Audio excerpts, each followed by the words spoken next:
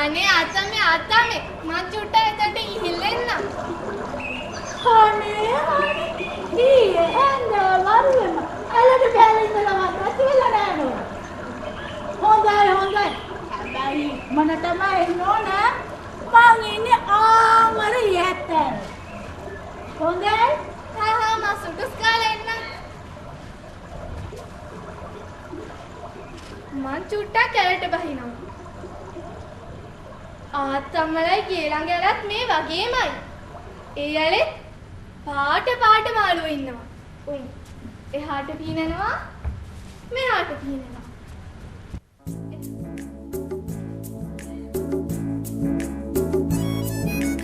එහාට පීනනවා මෙහාට පීනනවා. එහාට පීනනවා මෙහාට පීනනවා. ඉරු රැස් වැටිලා දෙදුණු වාගේ මාළුන් පීනනවා.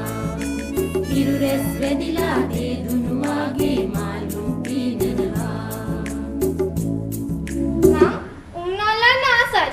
ඒත් මැරි කියලා බයයි. සමහර වෙලාවට මගේ දූතට පුංචි මාළු පැටියෙක් අහුවෙනවා. ඒත් මං එයාට යන්න දෙනවා.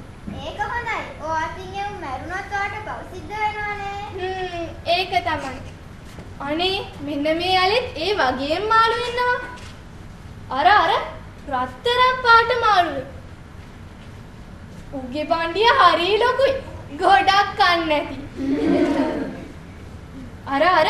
අර රතු පාට චූටි මාළුවගේ වල්ගේ නිල් පාටයි. මම පොඩ්ඩක් කැලට බහිනවා. අනේ මෙච්චර ලස්සන මාළුව ගොඩක්. අර නිල් පාටයි කොළ පාටයි දිලිසෙනවා.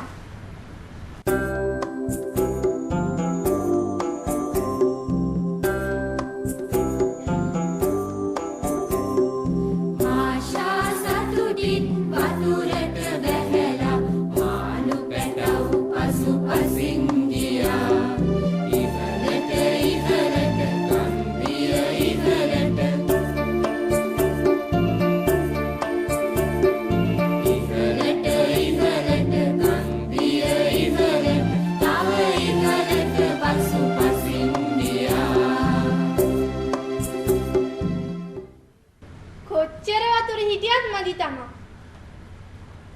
ආත්තම්මේ ආත්තම්ම දැන් බාන්න ඇති මං කෝ කියලා. තව විනාඩියක් ඉඳලා යනවා අතු කඩන්න.